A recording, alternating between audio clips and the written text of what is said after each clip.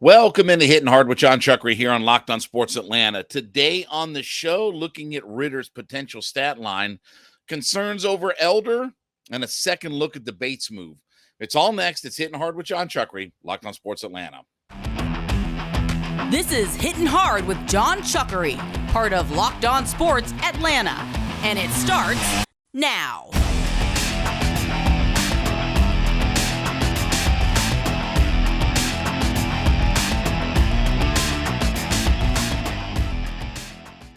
Hitting Hard is part of the Locked On Podcast Network, your team every day. We ask you to subscribe or follow for free on YouTube or wherever you listen to your podcast and get the latest episodes of Hitting Hard as soon as they become available. Also, check us out on the Sirius XM app and give me a follow on my personal Twitter page at JMCH316. So I did this with my radio audience last night, and we were kind of having a little bit of fun with it. What's a potential stat line for Desmond Ridder this upcoming season? Now, I'm going to ask you to leave a comment about what you think the numbers are going to be.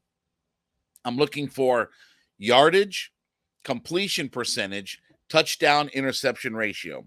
So that's and I'm not saying like 3-1 or something like that. I'm talking about touchdowns and interceptions, okay? So when I look at Desmond Ridder, this is what I've come up with, okay? I think 2,950 yards. That would be a little bit higher than, just slightly higher than what the Falcons threw for this past season. 65% completion, which would be a couple percent points better than what he threw this past year at I think it was 63%, 62.5 or 63%, but 65% completion percentage and 22 touchdowns to 9 interceptions. So how did I come up with kind of these numbers? Well, I don't think Desmond Ridder is going to get a chance to throw the football enough to be a 3,000, 3,500 yard quarterback. Now, that's not taking anything away from Desmond Ridder. I just think that their playing personality and their identity is such that obviously they're a run-first offense. They were the only offense that caught a majority of run plays, and they're going to stay with that identity. Again, you didn't draft Bijan Robinson to throw it 45 times a game. Now, yes, he'll catch passes and all this good stuff, but the philosophy is still the same with Arthur Smith. And you running behind a dominant offensive line, especially on the right-hand side of that offensive line, that we know that at least in the run game, we don't know as much about the pass game, and that's where my concerns are. But at least in the run game, you know what you've got. And that is the concern with the offensive line is, okay, if you're going to drop Ridder back and throw it around more, how well can they protect him? Obviously, McGarry had a really good year last year, but still had his issues pass blocking.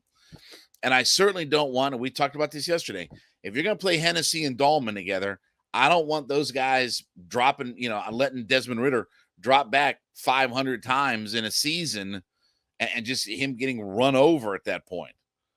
So, again, the strength of this offensive line is run to the right-hand side of it and mash people over.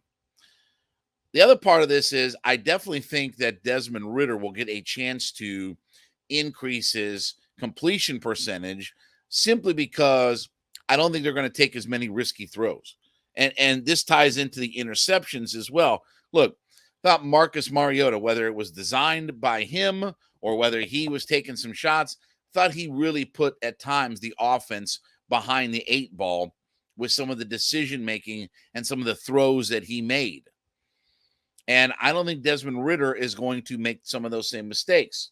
I don't think he's going to get a chance to make some of those same mistakes that Mariota did.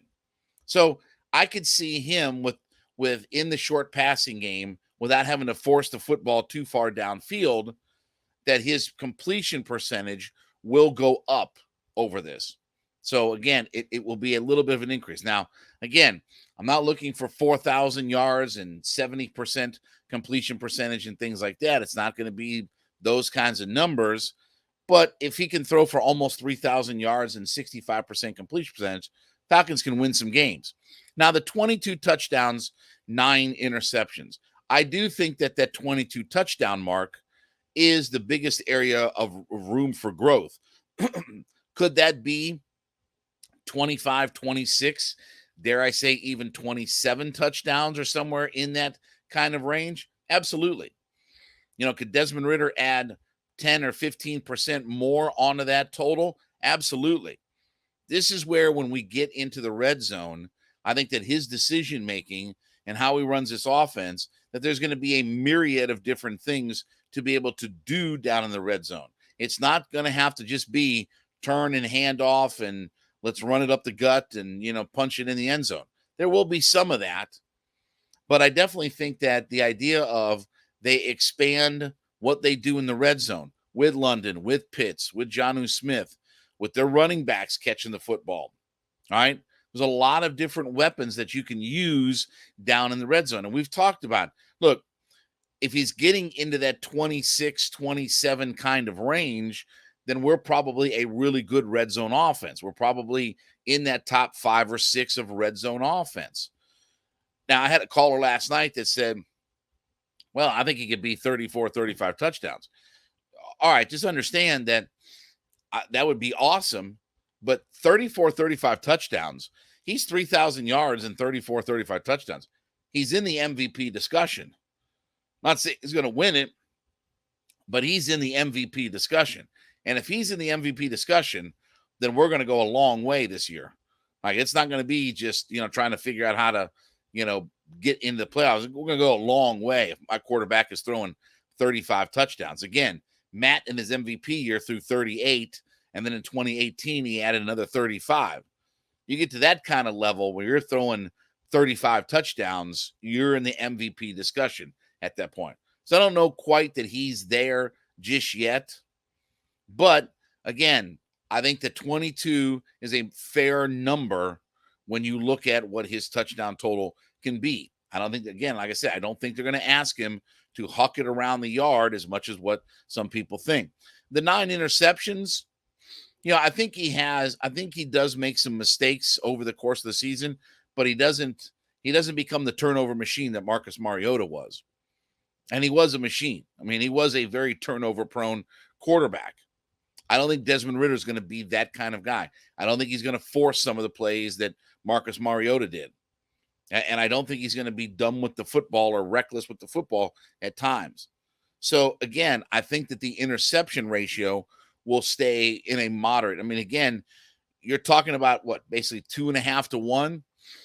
As long as he can stay above that 2 to 1 mark, then he's not putting his team in jeopardy, right? There's an old saying in baseball that if you're stealing bases at less than a 67% success rate, basically 2 to 1, if you're stealing bases at less than a 2 to 1 rate, then you're actually hurting your team and you're costing your team runs. Well, again, if your quarterback is throwing as many touchdowns as he does interceptions, you know what that's going to be. That's going to be a whole heap of trouble for it. And it's going to be a whole lot of losses that are going to be on the schedule. So I'll take 2,950 yards, 65% completion, 22 touchdowns, 9 interceptions. And again, we said, we want you to leave a comment about what you think that the numbers are actually going to be. Now, again, can Ridder be a 3,000 yard, 25 touchdown quarterback? Absolutely. Absolutely. There's no reason why he can't be that. In today's NFL, especially, no reason why he can't be that. But I don't think he's going to be in that 3,800, 35 touchdown, 70% kind of range. Again, we're talking about the MVP of the league at that point, right? I mean, again, when you start getting into those kinds of numbers, and I know fantasy football people and all those kinds of things, and they get hung up on the, in the mix of what their stat line. You go 3,800 yards and 35 touchdowns, you're going to be maybe potentially the MVP of the league. And now we have if he does play that way, and God hopefully does, okay? But if he does play that way, now we're in a whole other stratosphere as far as what he can be or where this team is going. Now we can talk Super Bowl. My quarterback's the MVP of the league. We're in the Super Bowl discussion at that point. Don't think he's quite there yet, but I think Desmond Ridder does have himself a pretty good year, and he builds on all the success that he had as he went through the 4 games last year and built in each and every week. All right, this episode is brought to you by FanDuel. As you know, FanDuel is America's #1 sports book, and as we're now into the second half of MLB season, you can take your first swing at betting on MLB at FanDuel, where you can get 10 times the amount of your first bet in bonus bets, up to $200. So if you bet $20, you're going to get $200 whether you win or whether you lose. $200 either way. That's $200 you can spend on everything from betting on the money line to the over-unders to who you think is going to hit the first home run. And obviously, FanDuel is a safe, secure, super easy-to-use app. But most importantly is when you win, you get paid instantly. So no better place to bet on FanDuel than bet on MLB than FanDuel, America's #1 sports book. So sign up today. Head over to FanDuel.com/lockedon. That's FanDuel.com/LOCKEDON to get $200 in bonus bets on your first bet, win or lose. FanDuel.com/lockedon. FanDuel.com/LOCKEDON. FanDuel is the official partner of Major League Baseball.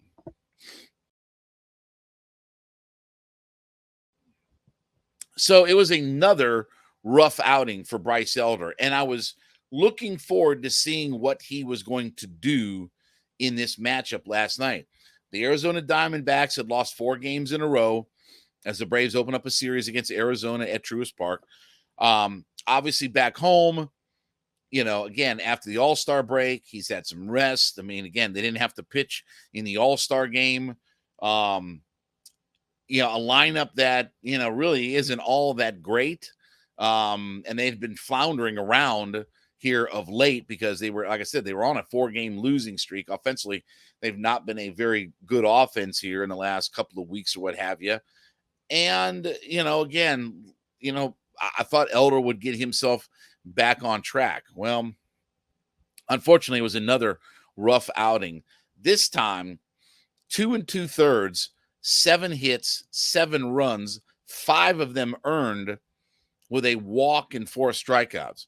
So one is good that he cut down on the number of walks, because remember, in the previous start against Tampa, that really hurt him, where he not only gave up the 6 hits, but he also gave up the 4 walks without striking out anybody.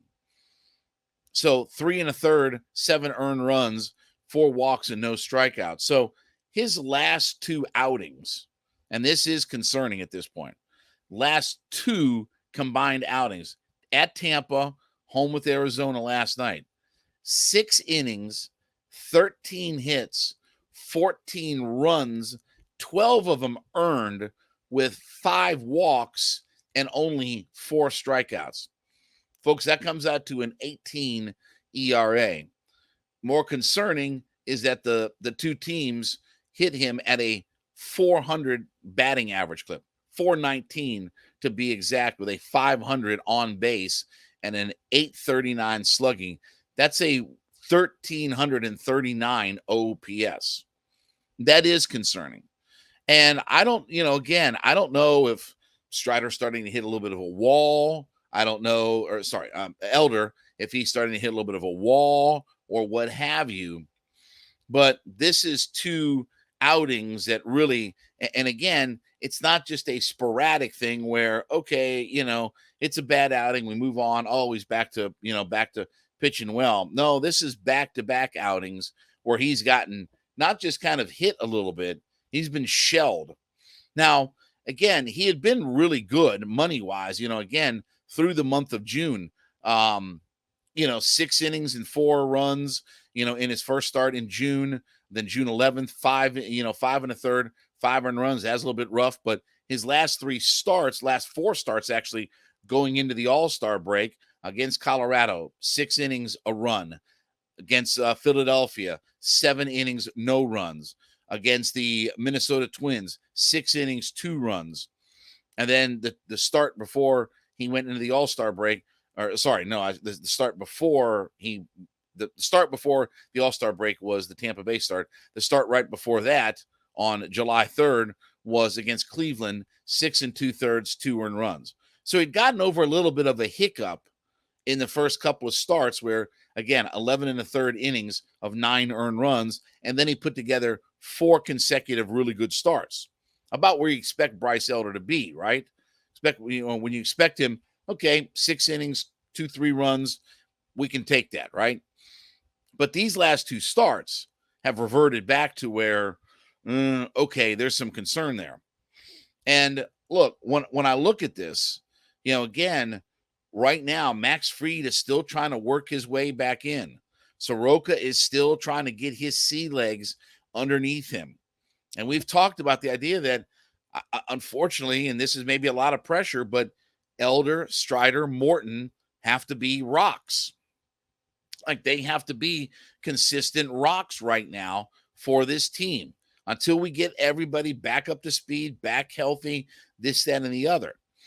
You can afford to have Bryce Elder not make some quality starts if you've got Fried, Wright, Soroka, whoever, and they're consistently doing their thing. Or, again, you can afford a hiccup here or there. But unfortunately, you can't afford very many hiccups right now when you don't have all of those other guys that are in this, rotation right now. And that's the thing is, again, we've seen Elder be so consistently good, but it's been a little bit of a Dow Joneser, right? First part of June was down here, come through the middle, late June, 1st of July. Okay, we're back up to where we want to be. And then the last 2 starts right before the break and right after the break, thump. And I know the Tampa Bay Rays are a really good offense, and they're one of the better offenses in Major League Baseball. So I can kind of give you that. But this Diamondbacks team, and again, that was a wild game last night, 16-13. That was just, again, a football game broke out at Truist Park. So I don't know how much football they play at Truist Park ever, but again, that was a football game that broke out. But it was a little bit concerning because the Diamondbacks have not been a very good offense. And and again, this is 2 starts in a row where he's gotten shelled. Like, he's not been kind of dinked and doinked and all this kind of stuff. I mean, again, he's given up 3 homers in his last 6 innings. Start giving up that many homers, again, you're going to put yourself behind the 8 ball. And again, he got off to a start where he gave up a couple of runs in the first inning, but as what the Braves do is they spotted him 5 runs. So again, he was down 2-0 at the top of the first. Then the Braves come to bat. They put up a 5 spot, and now all of a sudden he's got a 5-2 lead. And you would think, okay, got through a rough first inning, he would kind of settle down and work his way in, and then he got kind of shelled for it. So there is some concern about the fact that Elder has kind of a little bit on a roller coaster here. Again, I don't know if it's just too much work, too much, pressure, whatever. Whatever the reasons are, they need Bryce Elder to be that kind of guy that he was in the first half of the season. And again, when you're going multiple starts where, again, if you look at his last 8 starts, 4 have been really good, but 4 have been stinkers. And that is a little bit concerning. We're not talking about a sample size of just 1 or 2 games. We can extrapolate over an 8-game, where, again, that's going to be a quarter of your starts. For a normal Major League pitcher, that's going to be a quarter of your season in an 8-start deal.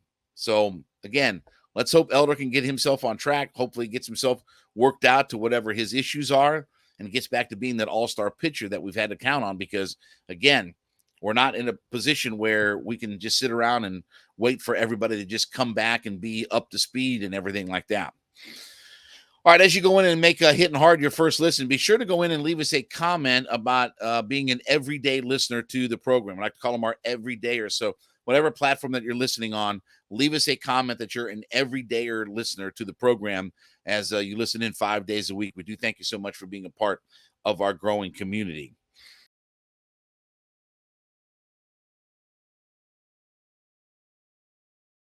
So I came across an interesting article from Bleacher Report's NFL website, and they went in, and this is from Christopher Knox, who went in and they were regrading the biggest trades and free agent signings of the NFL offseason, okay? And they had writers that put out these, grades and things and stories and stuff like that, here earlier in the offseason when they first, came up. So, for instance, Panthers trade up for the number 1 pick in the draft. All right. The Panthers, they gave the Panthers in a regrade an A, and they gave the Bears an A+, right? So now that we've had the benefit of some hindsight on these moves and we've seen what the teams have done and this, that, and the other, right? You get the concept of all this, right? For instance, the Rams trading Jalen Ramsey to the Miami Dolphins. They gave that move a D+ for the Rams, but they gave that move an A for the Miami Dolphins, okay? And they go through several of these, Ron, to the Jets, Javon Hargrave, again, free agent signing, Orlando Brown. But then they come to the Jessie Bates signing for the Atlanta Falcons. And here's the write-up that they have. The Atlanta Falcons got in early on free agent action, taking former Bengals safety Jessie Bates, signing him to a 4-year, $64 million deal. There's a lot to like about the addition, specifically Bates' potential upside in a system of new defensive coordinator Ryan Nielsen. Bates had 4 interceptions last year to go with 8 passes defended and an opposing passer rating of only 76.1 in coverage. Nielsen comes over from the New Orleans Saints, where the deep safeties like Marcus Williams and Marcus May had a featured role. Bates can do the same for Atlanta, though as Davenport noted, and this is from their writer, Davenport. When I say Davenport, that's their writer that did the original story. That was Gary Davenport, who did the original story. Again, they say that he doesn't play what is considered a premium position. So here's what Davenport wrote at the time. Time and again, we've seen bad teams go wild on spending money in free agency in an effort to reverse their fortunes. More often than not, it just doesn't work, especially when huge money is spent at non-premium positions. He had given the move a C+ because of the financial value of the deal. On the field and in meeting rooms, though, Bates' experience and leadership will benefit Atlanta's secondary. And he goes in and gives him a regrade of C+. Now you say, well, wait a second. This guy's one of the best safeties in the NFL and blah, blah, blah, blah, blah, blah, blah. Okay, what did we just talk about a couple of days ago, right? What did we just talk about here very recently, the first part of the week? You had a former NFL GM and Ryan Mueller that said, I don't know if the Falcons have enough bells and whistles at premium position to influence the game where it matters most. And this is one of those deals where, again, not hating on Jessie Bates, because again, I know what you're going to say. Oh, he's hating on Jessie Bates. No, when you give $64 million to a non-premium position in the league, and that's the place where you spend your most money, when, again, we can't put a quarterback on the ground to save our life. Yeah, but we addressed the okay, again, you can't be worse than 18, 19 sacks like we've been. We've had 39 sacks in the last 2 years. The Eagles had 70 in 1 year. We've had a 3-year stretch of 68 sacks. The Eagles had 70. Where'd the Eagles end up? Where'd the Chiefs end up?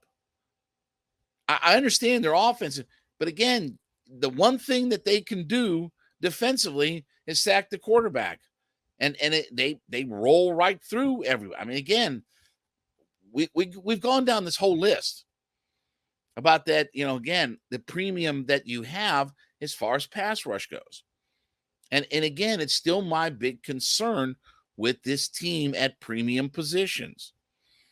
And so I think that's a fair grade. I think Bates is a really good player. I know he's a really good player. But again, it's a non-premium position. And did the Falcons overpay? I don't know. I mean, it's what market value says. But even though the safety position has been a little bit devalued, you saw that there weren't a lot of safeties getting big-time money, on the marketplace. So maybe they did a little bit. And maybe, again, you had to overpay to get him here. And I'm not minimizing what his contribution is going to be. But again, when I see us having, investments in the Jessie Bates of the world, and we're not taking flyers on Ngakoue or Houston or Melvin, when we're not taking flyers on some of those guys that can, are premium position guys that don't cost $14 million a year, I do kind of scratch my head a little bit. Because again, it's the big concern. And if you can't do that skill, if you can't influence the game at a premium position, you're going to fight and struggle. Again, I keep asking all of you, do you understand why the Falcons have had no winning season since 2017? Like, for a league that is all set up to turn it from worst to first, everybody does it. Everybody does it. Like the Lions, they were a no-win team a few years ago. They won 9 games this past year because they made their investments in their offensive and defensive lines. They've got a good quarterback, and again, they've got a good head coach, and voila, you turn things around, and they're 9-8. And they're one of the sexy teams this year in the NFL to continue to build off that. So I think it's a fair grade of what they gave Jessie Bates, a C+. Because while he may be a good player, we keep getting into these non-premium positions about how much money that we're spending. And I'll continue to beat the drum on all of this. And if I'm wrong, I'm wrong. I'll gladly be wrong if the Falcons are a Super Bowl contender this year. But I've been down this road for 30 years, folks. I've seen this for 30 years. I have a pretty good handle on this organization. I talk to people and spend time, and, I've got my inside sources as well. Again, I do work for the flagship radio station for the team. I hear and know some things and stuff like that, So again, I'm not minimizing, but it is non-premium positions that we're fighting. Hopefully Bates works himself out. Again, I've said he needs to be a second-team All-Pro player. If he can get back to that level, no issue, no problem. I like the player. I don't like the positional value that has been placed on that. That's my only beef with all of this. All right, well, thank you so much for making Hittin' Hard your first listen. Be sure to go and leave us a comment on whatever podcast platform that you listen on, that you're an everyday listener to the program. What I call them our everydayers, and we thank you so much for being a part of our community. You can subscribe or follow for free on YouTube or wherever you listen to your podcasts. You get the latest episodes of Hittin' Hard as soon as they become available. Also, check us out on the SiriusXM app and give me a follow on my personal Twitter page at JMCH316. Back with you tomorrow. It's been Hittin' Hard with Jon Chuckery, Locked on Sports Atlanta.